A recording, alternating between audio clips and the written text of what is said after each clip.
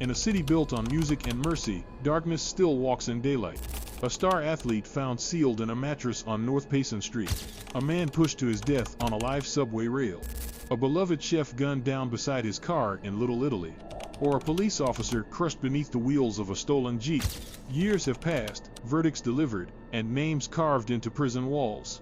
But behind every conviction lies a truth Baltimore never forgets. Justice can cage the killer, yet it can't resurrect the heartbeat of the lost. And this is Inside Baltimore's Most Notorious Killers, Shocking Murders and True Crime Cases Part 2. Welcome back to Justice Reversed, where real crimes meet real justice. Number 1. Dayrel McFarland. Under the golden haze of a Baltimore sunset, calm streets hid the silence of something far darker waiting to be uncovered. In the fall of 2023, a brutal murder shocked Baltimore's West Side. The victim, 37-year-old Jamal Barney, a former Loyola University basketball star known for his record-breaking career, was found dead inside a vacant house on North Payson Street. The suspect was his own roommate, 29-year-old Dayrel "Little D" McFarland, a man described by prosecutors as cold and calculated. What unfolded inside that abandoned home would expose one of the most disturbing crime scenes the city had seen in years. Barney had vanished for more than a week before his family reported him missing on the 1st of October 2023. When detectives entered the house the next day, they were met by a foul odor and a sight that investigators later described as haunting. His body was discovered stuffed inside a mattress, partially covered with blankets and clothing, the remains already decomposing beyond recognition. At first, the medical examiner couldn't even determine his race or gender. Only the tattoos on his skin confirmed his identity. Forensics quickly revealed that this was no random act. Officers found blood-spattered walls, a shattered cinder block, and evidence of an attempt to destroy the body using acid. A large hole in the bedroom wall connected to another room where 2 cinder blocks and a concrete paver were discovered, both bearing blood evidence. DNA testing later confirmed that McFarland's profile was present on one of the cinder blocks. Detectives from the Baltimore Police Department followed a trail of witness statements that exposed a chilling confession. A witness told investigators that McFarland admitted to attacking Barney with the cinder block, striking him multiple times in the head. Even more disturbing was McFarland's claim that Barney was still letting air out for 2 days before dying. The brutality stunned even veteran detectives. Investigators traced McFarland and arrested him shortly after on an unrelated warrant. During questioning, he acknowledged sharing the vacant home with Barney but denied the killing. However, the evidence, a combination of DNA, witness testimony, and forensic reconstruction, formed a narrative too strong to ignore. Prosecutors built the case around the physical proof rather than motive, arguing that the nature of the attack spoke for itself. In March 2024, a Baltimore jury found McFarland guilty of first-degree murder and related charges. 3 months later, on the 21st of June 2025, Judge Melissa Finn sentenced him to life in prison plus 3 additional years for carrying a deadly weapon with intent to injure. Barney's relatives expressed relief that justice had finally been served, even as grief lingered. Now, McFarland spends his days behind bars, his name another mark in Maryland's long ledger of violent crime. But for Baltimore, the loss of Jamal Barney, a man once celebrated for his strength and spirit, remains a wound that no conviction can truly heal. Because justice may imprison the guilty, but it can never bring the dead back home. Before moving on, if this truth hits you, press hype, stand with the forgotten, amplify justice, and make sure silence never buries the voices of the lost. Number 2. Joseph White. Under the hum of Baltimore's evening rush, the subway platform at Shot Tower felt routine until a single violent act ended a man's life. On April 21, 2023, chaos erupted inside the downtown subway station when 39-year-old Joseph White pushed 28-year-old Christopher Foster from the edge of the platform and onto the electrified third rail below. The encounter, caught on surveillance video, would become one of Baltimore's most shocking public transit murders in recent memory, exposing both the fragility of human impulse and the unforgiving power of steel and voltage. At 5:38 p.m., witnesses said Foster stood near the platform's edge as trains rumbled beneath the city. Without warning, White approached from behind. The video showed a brief exchange, then a sudden shove. When Foster staggered but did not fall, White pushed again, harder this time. The second impact sent Foster tumbling several feet onto the tracks. A flash followed, then silence. The electricity of the third rail surged through his body before medics could arrive. When paramedics finally reached him, he was already gone. The platform emptied into panic as White fled into the streets. Security officers alerted Baltimore police, and homicide detectives immediately launched a manhunt. Surveillance footage from multiple Maryland Transit Administration cameras captured White's face and clothing in detail. Detectives pieced together his escape route, tracking him through bus stations and city footage until he vanished beyond state lines. For over a month, investigators coordinated with federal and state agencies, tracing digital and witness leads. The breakthrough came in mid-May when U.S. Marshals and NYPD officers located White at a hotel in South Ozone Park, Queens. He was arrested without resistance on the 17th of May 2023 and extradited to Baltimore to stand trial. During his testimony, White admitted to the confrontation but claimed he acted in panic, insisting he never meant to kill. He told jurors he remembered only one push, contradicting clear surveillance evidence of two distinct shoves. Prosecutors countered that the video spoke for itself, a deliberate second motion proving intent. The jury agreed, convicting him of second-degree murder. On the 30th of January 2025, a Baltimore City Circuit Court judge sentenced White to the maximum penalty of 40 years in prison. State's Attorney Ivan Bates called the act senseless and cruel, emphasizing that public transit must never become a stage for such violence. Foster's mother, Carol Fields, expressed gratitude that her son's killer would never walk free again, though the weight of her loss remained. Authorities later noted that, while overall homicides in Baltimore had dropped by 41% since 2021 under new violence reduction strategies, incidents like this reminded residents that safety remains fragile. City leaders pledged continued efforts to strengthen public security on transit lines and in high-traffic areas. Joseph White now serves his sentence within the Maryland Correctional System, a name etched into the city's grim record of random violence. And beneath the city's rail lines, the hum of electricity endures, a silent warning of how one reckless moment can turn a heartbeat into history. Number 3. Tavon Howard. Under the quiet glow of Essex streetlights, peace lingered outside a home where fear had long been a silent guest waiting to strike. In April 2022, a decade of domestic turmoil between 30-year-old Tavon Howard and his former girlfriend, 33-year-old Bradina Henson, ended in a killing described by prosecutors as a cold execution. Henson, a devoted mother and caregiver for people with developmental disabilities, had tried to rebuild her life after years of control, threats, and violence. But in the early hours of April 13, her past returned one last time. Their relationship had been volatile for years. Police records revealed multiple incidents of abuse. Howard once broke into Henson's home, firing bullets into her mattress and destroying furniture. He totaled her car in another outburst and continued to threaten her even after their separation. Days before her murder, he spit on her during a confrontation, prompting Henson to seek a handgun for protection. She even asked her mother to borrow a Doberman, fearing what Howard might do next. At about 2 a.m. that night, Howard arrived at her home in Essex, Maryland. Despite the separation, she allowed him in, a decision that proved fatal. Inside the quiet house, he drew a gun and fired several times, striking her in the head, neck, and chest.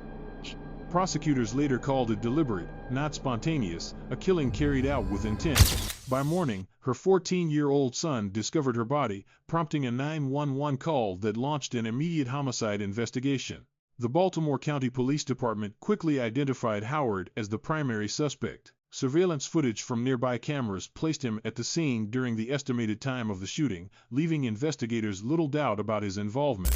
2 days later, detectives located Howard driving through Baltimore City. When officers attempted a traffic stop, he sped off, triggering a high-speed chase that ended in a multi-car crash. He attempted to flee on foot but was quickly captured. Inside his vehicle, police recovered the murder weapon, along with additional firearms and narcotics. The evidence built an airtight case that prosecutors would later describe as overwhelming. During his trial, Howard denied the crime, claiming he had been framed. But the combination of forensic evidence, witness statements, and surveillance footage dismantled his defense. In November 2023, Judge Vicky Ballot-Watts sentenced him to life in prison without the possibility of parole, adding a concurrent 25-year sentence for gun violations. For Henson's family, the verdict marked both closure and heartbreak. Her mother expressed relief that justice had finally arrived after a long and painful journey, even as her grandson continued to struggle with the trauma of discovering his mother's body. Howard now serves his life term inside a Maryland correctional facility, with additional court proceedings pending on unrelated drug and weapons charges. And in the stillness of Essex nights, her absence remains, a quiet echo of love, fear, and the price of letting danger back through the door. Number 4. Dacia Parker. Under the neon lights of downtown Baltimore, a midnight argument outside a strip club spiraled into a near-fatal act of violence. In the early hours of the 25th of May 2025, 21-year-old Dacia Parker confronted a 35-year-old woman outside Club Pussycat on East Baltimore Street. What began as a heated fight quickly became one of the city's most shocking assaults caught on surveillance footage. At around 12:45 a.m., officers already stationed nearby saw two women struggling outside the club. They intervened, separating them before the situation worsened. Both were checked for weapons, but none were found. Witnesses recalled that Parker, visibly enraged, shouted a chilling warning as she walked away, words that would soon prove prophetic.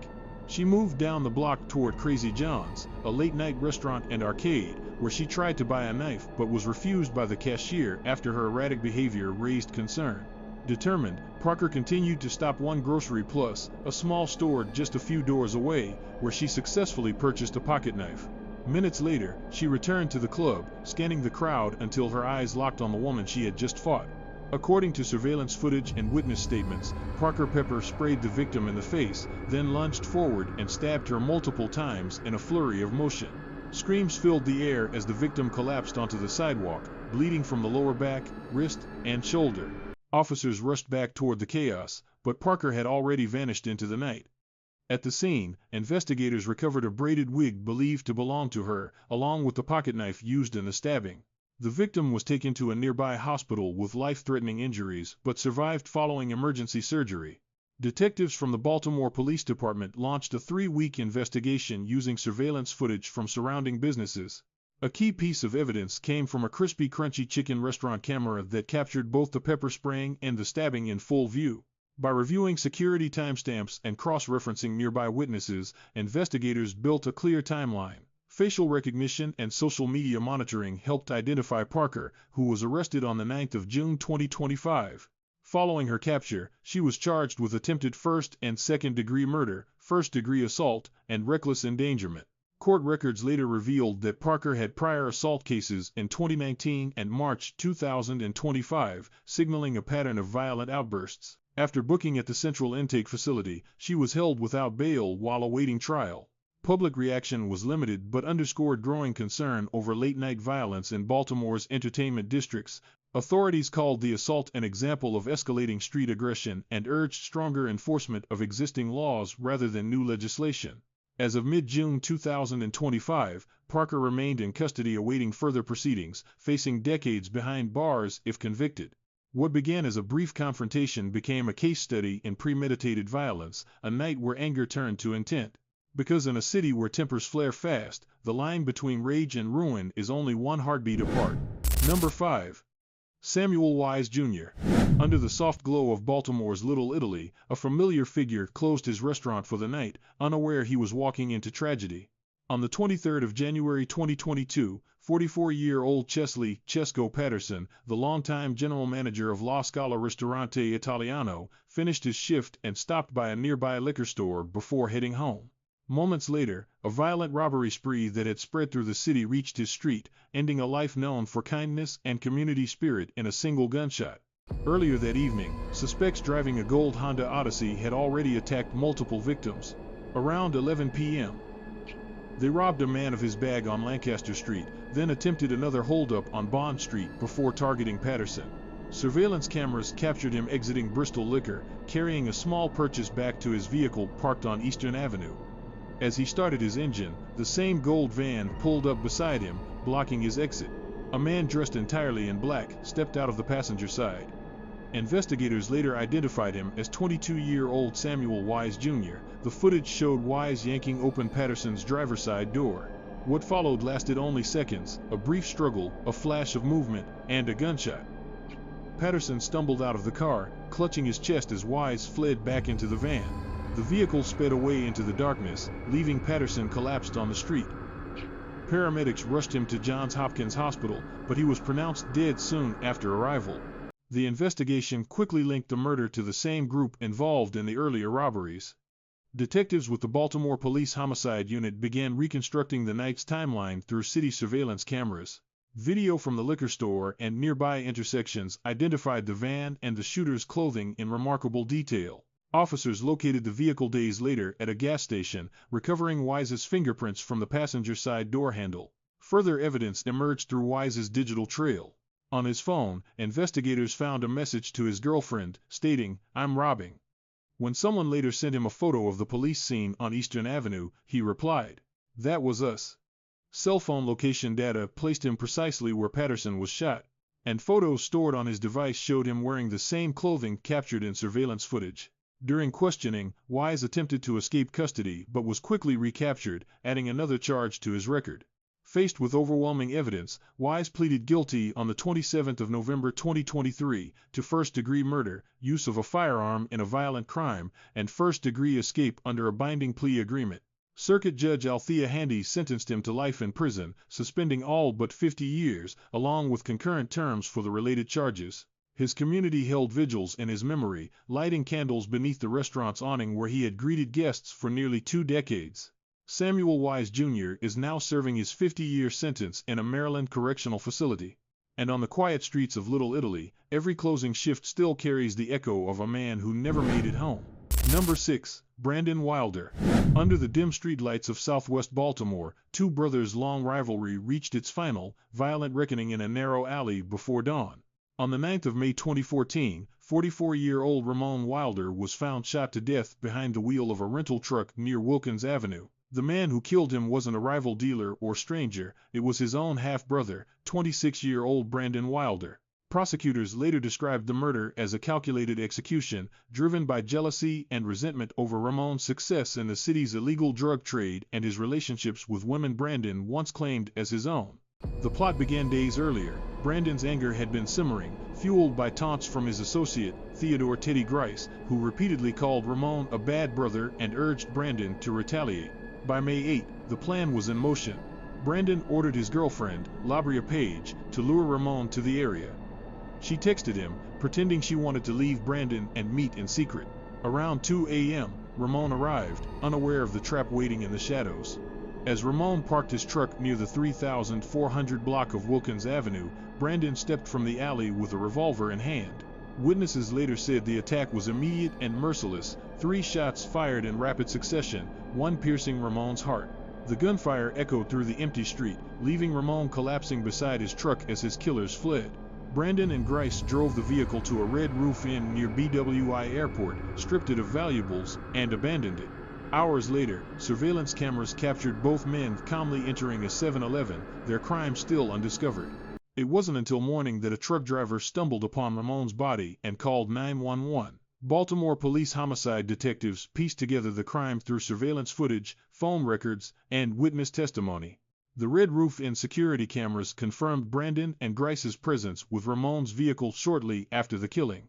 When investigators located Grice, he was still wearing the same hat seen in the footage. Brandon, meanwhile, was found wearing one of Ramon's shirts.